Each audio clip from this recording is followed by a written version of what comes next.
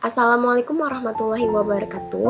Halo semuanya, saya Andini Winalestari, Taruni semester 6 Poltek AUP Jakarta, jurusan Teknologi Pengolahan Hasil Perikanan.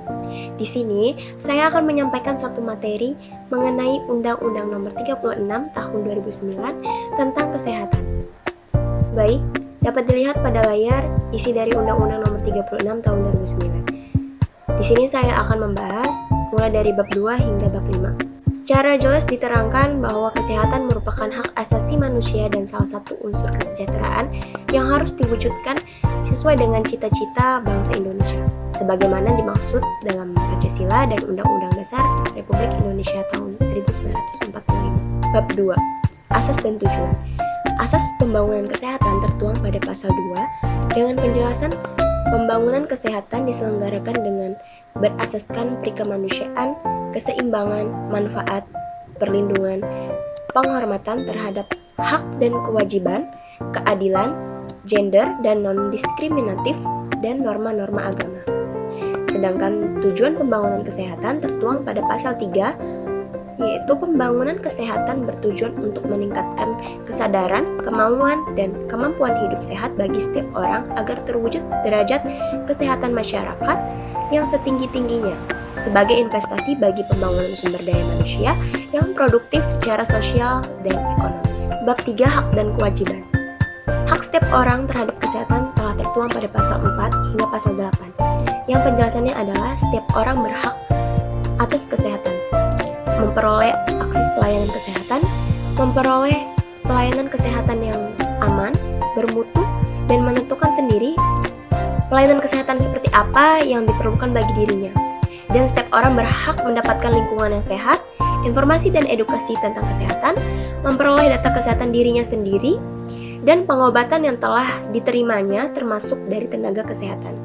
Sedangkan kewajiban tertuang pada pasal 9 hingga pasal 13, di mana setiap orang berhak ikut mewujudkan, mempertahankan, dan meningkatkan kesehatan masyarakat yang meliputi pelaksanaan upaya kesehatan. Masyarakat berkewajiban menghormati hak orang lain dalam upaya memperoleh lingkungan yang sehat, berperilaku yang sehat, agar meningkatkan kesehatan orang lain, dan turut serta dalam program jaminan kesehatan sosial yang diatur oleh undang-undang. Selanjutnya yaitu bab 4, tanggung jawab pemerintah, yang tertuang pada pasal 16. Pemerintah bertanggung jawab atas ketersediaan sumber daya di bidang kesehatan yang adil dan merata bagi seluruh masyarakat untuk memperoleh derajat kesehatan yang setinggi-tingginya.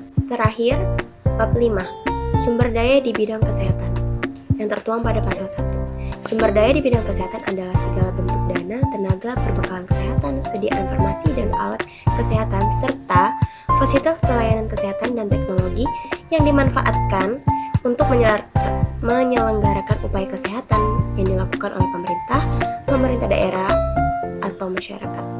Tenaga kesehatan merupakan salah satu bentuk dari sumber daya di bidang kesehatan.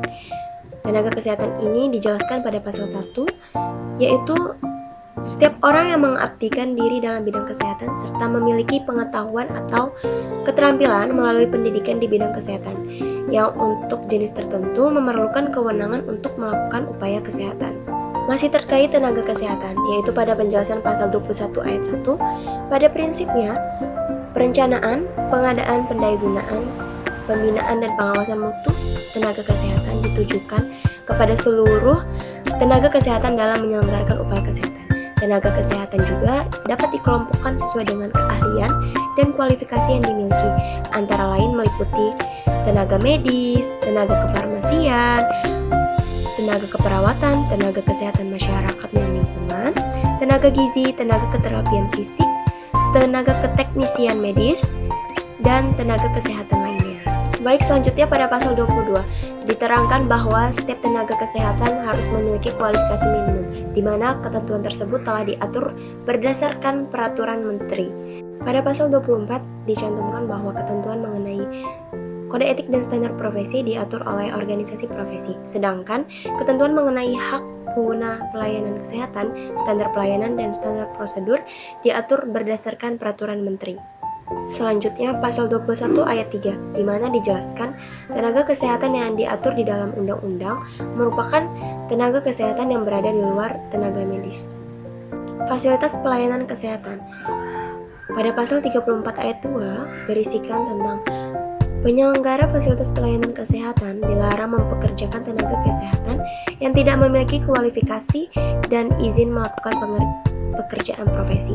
Dengan penjelasan, bagi tenaga kesehatan yang sedang menjalani proses belajar, diberikan izin secara kolektif sesuai ketentuan peraturan perundang-undangan.